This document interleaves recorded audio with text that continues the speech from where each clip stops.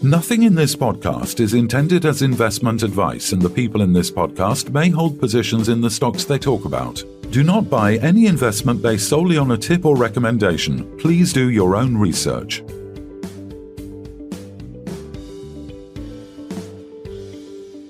Hello and welcome to the Midweek Takeaway. Today we're joined by Colin Bird, Executive Chairman of Galileo Resources. Welcome back, Colin. Thank you. Nice to be back. Hope you've had a good summer and enjoyed yourselves. Yeah, absolutely. Thanks very much. Yeah, so obviously we saw the news that Galileo Resources has provided an update on the Luan-Sobe copper project in Zambia, where a small-scale mining license has been granted and Galileo holds a 75% interest. External consultants have developed a mining plan to help with contractor negotiations, with multiple options for mining and processing the resource being explored. The project, which includes open pit and underground resources, may be split into separate mining and processing operations.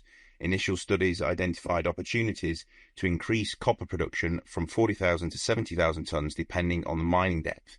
The company is reviewing various partnership offers and contractor scenarios and will proceed based on the best strategy to maximise shareholder returns. Tell us more, please, Colin. Well, you've read out the news release, and that's exactly what we're saying, and that's exactly what's happening.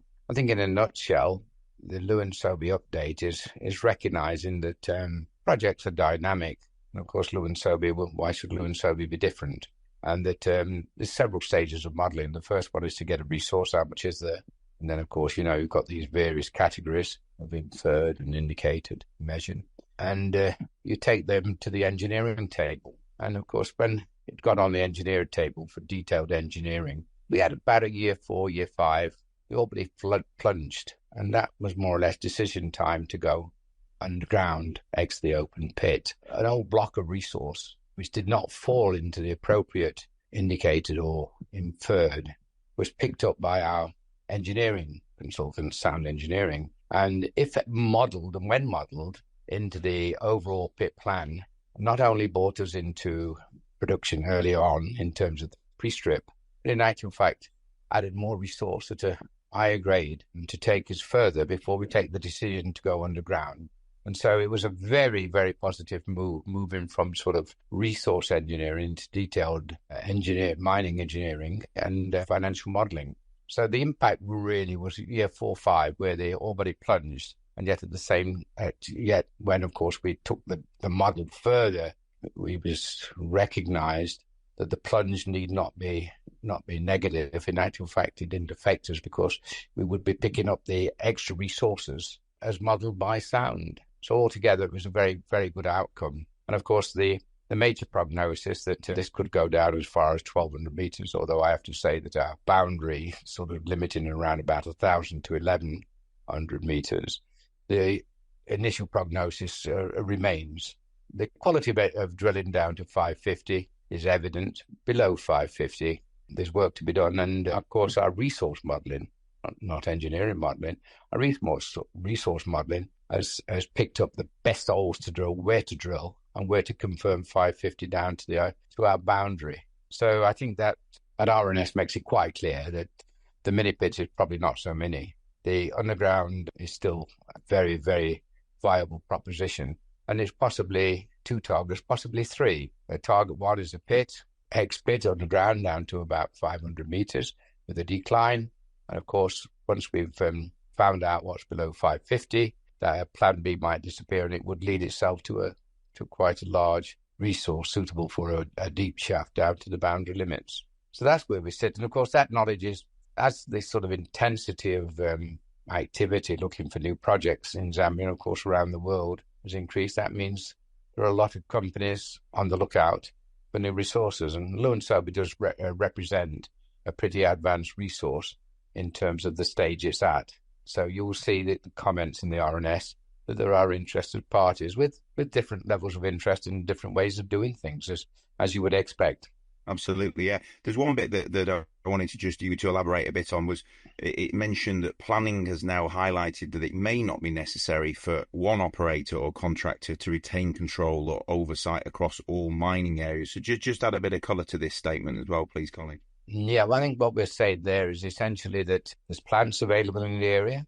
So we may have an open cast contractor who comes in and do the necessary mining, and that if the plant who wants the material is more than 60 kilometers away, we would upgrade and sell to a nearby plant. There's quite a number of plants. Then equally, of course, should that big mine or the potential for the big mine get more and more confident, then of course there's the nearby Muffleria mine. So that would be a natural extension to Muffleria. It could be that a group who's got a plant would be very interested in the open pit and probably have no interest in deep shafts and underground mining for that matter, because their expertise is confined to open pits. Others probably not interested in mining or processing, but they are attracted to the possibility of a tier one resource. And so among the sort of options are many different companies with different ways of working, different expectations, and of course different ways of doing business. So I think what we're saying there is a multiple choice type thing, some of which are exclusive. Colin, most of which are exclusive. Yeah, Colin, just for those who may be either new to this story or they're not quite sure of the locality of Lewin Sobe, we obviously visited Lewin Sobe ourselves earlier in the year. Just give people an idea of where it is and what is close by to it. Well, it's on the traditional copper belt, which I think the first mine was Luanshire in 1920. So this is a very large operation in the former copper belt. It's part of the Mopani complex. The Mopani complex consists of the Kitwe mines, and this is the Muffleria mine. And as you know, probably, I don't know if you do know, but the old Mopani was IR8, the Abu Dhabi investment company, resource investment company. I think they're putting $1.5 billion into Mopani General. So what you've got at Muffleria is you've got a deep mine which is developed to, and I think to the crosscut to loads, and there's a concentrator, and there's you're within 9 kilometers of a major processing capability. And of course, a new group who've recognized that the copper advantages and the Mopani in general, the complex, is one of the most undervalued, ready for expansion complexes available in the world. So if we do get the copper prices of 10, 11,000, it's a gem of a situation to put $1.5 billion to get pole position in the Mopani complex. And as I say, where we are is part of that, is just on the fringe of that complex, some 11 kilometers away. Okay, so from the perspective of Lewin Sobe, Galileo as a whole, there are many options, obviously, and right now you really cannot put your hand or your heart on which way this is going to go. And what you don't want to do, I think, if I'm reading between the lines, is jump now and then regret, oh, we could have done better at this. Is that fair to say? I couldn't say it better, Kevin. So, I mean, effectively, that's where we're at. Hopefully, for the sake of all shareholders, this is going to be the best way to go, because we don't really know which is the best way right now, but we will in the not too distant. Again, there's no timescales on any of these either, because we really just don't know who's going to be in the right position and what's going to be right for the shareholders. So while we're on that note, tell us a little bit more about what is happening in Galileo across the assets. We had the Shinganda there a few weeks back, I think. We had an announcement. And obviously there's some drilling going on over in the northwest in terms of the licenses as well. So just give us a bit of colour on those, please. Well, that's correct. That Shinganda, we're currently drilling as we are talking in this podcast. We've been drilling for the best part of a couple of weeks, and we did announce when we started drilling.